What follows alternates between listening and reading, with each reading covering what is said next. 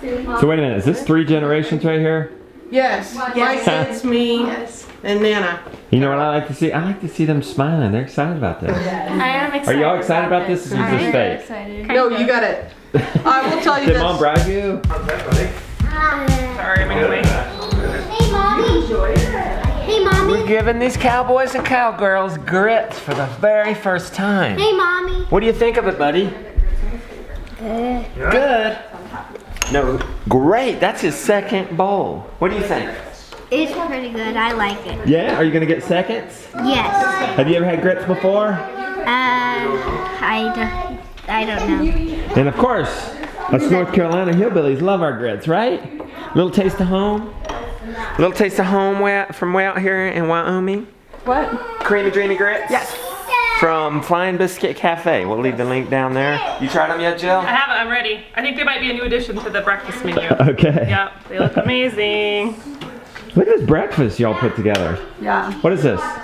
This is just a pork and potato hash with leftover pork and some peppers from the garden. Woo! So. You like those grits? You like those grits? Hey, if you like those grits, give me a smile. Give me a smile. You gave me a little smile, but the shirt says it all. They're all over you. You love those grits. Now the key to grits, especially if you've tried them and you're not from the South and you don't like them, is cream and butter and salt. That's the key, right? If you've had grits and you did not have a good experience, try again. Don't give up. Don't give up. How is it, Jill? It's awesome. We are grit converts now. Is it true? Is it true? You're gonna eat those grits? Oh my gosh. I can't see anything left on that plate. Good job, buddy. Onwards to our farm feature of the day. Tell me, Rebecca, what do you know about our farm feature? We are going to see Jana, and she makes yarn from her wool.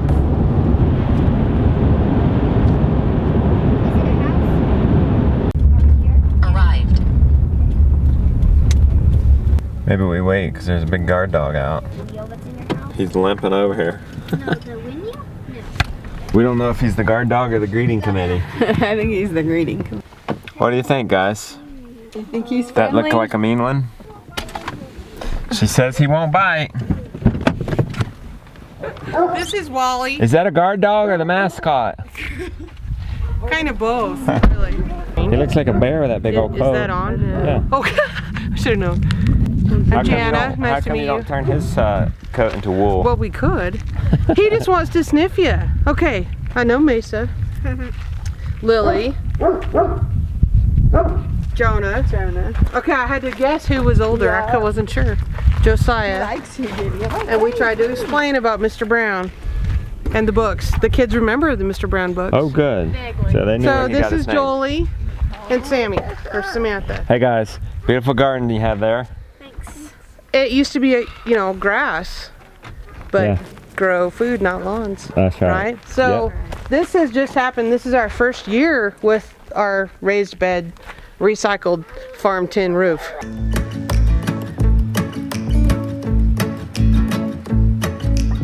Now Tommy's locked in my bedroom because he's a shelter rescue. He does not like men, no offense. But he can stay. He can stay in my sexist. room. He was beat. Okay. All right, go ahead. Come on in. Gideon, where are you going? He's all right. Oh, this is where the magic happens. My mom brought some examples of things that she's made with hand spun. Yeah. And then I have a couple of things as well. And then you can buy commercially prepared roving, which is like this. It's been dyed and it's wool fiber it's all been combed and straightened out properly. But we have a demonstration to show you of the raw wool. Oh, cool. And then what it looks like washed, and then how you card it and how you actually spin it. Is this raw wool? No, over there on the floor in the box is the raw dirty wool. So Okay. compare after it's been through the bath. Wow. See? Cool. And after I've picked all the, Grass and stuff. teased all the dirt and stuff, this has been through the bath. Can you smell? It smells kind of like shampoo, huh? Because it's hair, right? Sheep's hair. Where do you get your raw wool? Well, we used to have sheep. My mom here, Carol, she had Shetland sheep for quite a few years, so we have some fleeces still left over from that. And then I had Icelandic sheep for a couple of years. We no longer have those. We've sold those because we had to choose whether we wanted to have goats for personal home dairy or whether we wanted to have sheep. We unfortunately don't have enough acreage to have all the animals we would like to have. So we have several fleeces that are in the attic and the closets that we still use, and then I have several sheep friends that I can get fleece from if I want. So the steps are, you'd have your raw wool, and the Icelandics are shorn twice a year. Many other breeds like Romney, Merino, Shetlands, those are shorn once. Okay. So then you would tease it apart with newspaper down because all the funky stuff falls out. See the difference in color? Yeah. And then you put it in a hot water, but you don't want to shake it and agitate it because otherwise it would felt. Right. So we're just going to stick this in here and show you. Just a demo. Yeah, what will happen. You would do this on a bigger scale than this. I would do this in the bathtub. And it's going to settle out. I'm not going to agitate it or shake it or do any of that. See, it's all ready. What do you mean? It's already ready? It's already cleaner. I mean, it's already cleaner. Then Sammy or Jolie or someone will show you how to card. So these are hand cards. Lay it down in strips and you hand card it to straighten out the fibers so that it's all laying straight. This is called a roll lag, and it's basically just a big batting of wool that's been rolled up into a marshmallowy cylinder. Just what is here. Right. Okay. And then when you're ready to Do make a hard the balls. balls, you would take the ends and roll it. You would just gently And roll then it. that makes this. Yes. Yeah. Then that makes And then that. this is what your mom has over there. And this is what I have. And so I'm drafting or pulling the fibers apart. So I start this spinning action and I'm pulling the fibers gently apart so that then they spin together. And that's what makes yarn. So there's various types of spindles depending on what personal preference. Okay. But then you have the speedy mode, which is the wheel. This is a Maja Craft spinning wheel. So here's the way it goes.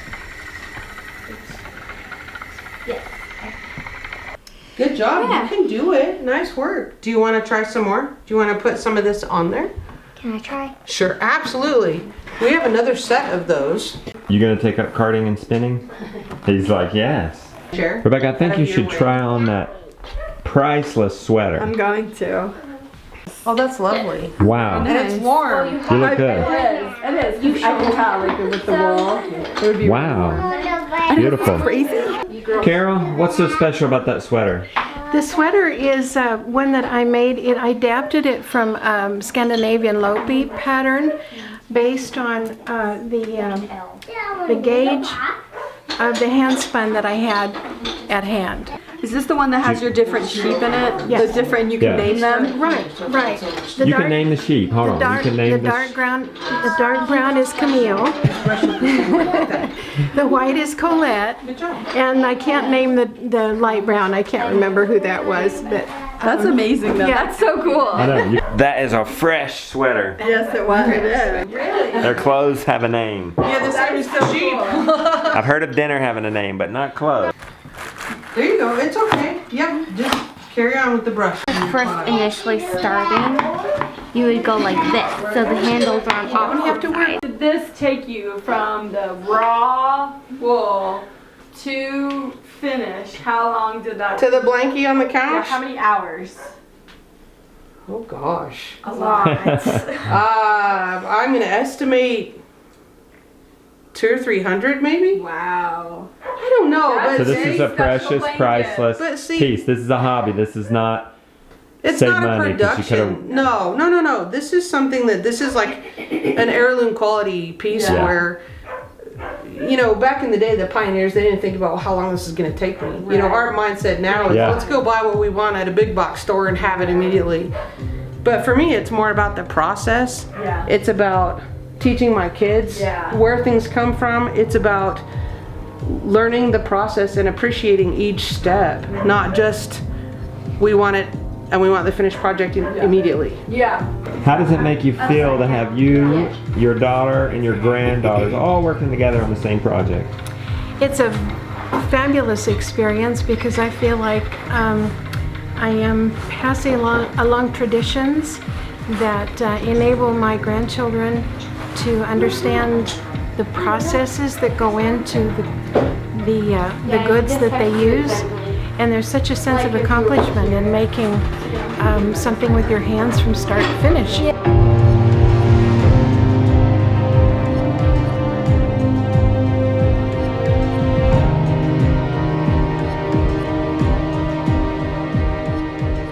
I think it's really important for us to pass on these kind of heritage skills to our kids, because in this day and age of instant gratification and buy whatever you want at Target immediately, people have forgotten how to knit, how to crochet, how to make things, whether it's making yarn or woodworking or pottery or anything. People don't understand what it takes to make stuff. And we don't have an appreciation anymore for what it takes to go from the sheep to the sweater, so to speak. So it's important, I think, for those skills not to be lost. I think my daughters will carry on the skills that they're learning because they enjoy it, because they've both become accomplished knitters and they enjoy doing that.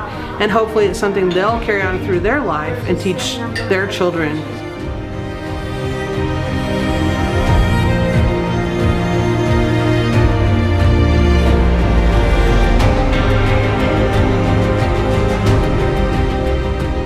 The chances are that I will pass this on to future generations are, well, I think pretty certain, just because I understand what it takes to make these sort of things and I like to do it, and it just feels special to be able to pass on those skills and to, well, just carry on the tradition just like our ancestors did. It's just a process of building something out of raw materials like wool or just yarn. If you just have a pile of yarn, you're building something that you can use like socks or a sweater.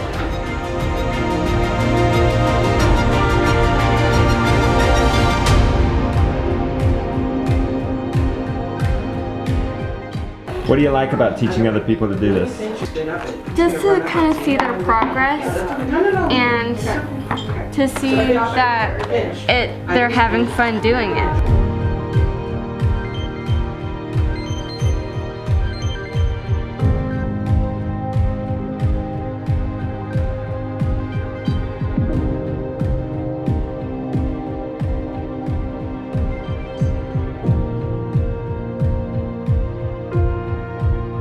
We do it because we love the process as well. How to knit. That's on my to-do list. Well, I'll tell you, this is a little shameless plug. You can edit this out if you want to. No, plug away. I have a new website that I'm launching hopefully this weekend called pearltogether.com. Okay. And it's where I'm going to be teaching people how to knit. And we do knit-alongs. In the Facebook group, we already do knit-alongs. Okay. And it's about teaching people how to knit. And on my Celtic Prairie Farm YouTube channel, I have some free Pearl Together playlist videos about learning to knit. And it's about passing along that skill so that it doesn't get lost. Okay guys, thank you so much for showing us this. We are blessed to have been here with these 3 generations. That's right. Thank you for coming. Thank we you enjoyed guys having so you. much. We follow your farm tool and we think you're amazing. So Thank you. Thank you for coming Yeah. all the way out here to visit us. No problem. We're In the blessed. middle of nowhere, Wyoming. Yep. Well, is Wyoming, middle of nowhere, everywhere? Well, no, not if you live in Cheyenne or Casper. Our nearest neighbor is 1.5 miles. Wow, I kind of like that. I kind of like that too. It's like people yell and no one cares. Well, it's funny because I was asking about tornadoes and they're like, yeah, I mean, there's tornadoes, but everyone's so spread out here, it doesn't really ever hit anything. Well, that's true. We've sat on the porch and we've seen a funnel cloud across the prairie out, and we're like, ooh, look. Okay, let's go to the basement now. Christian said they've seen them too from their house, and I was like, oh my word. Thank you. There's yesterday's video right there. Thank you for coming. It's an honor.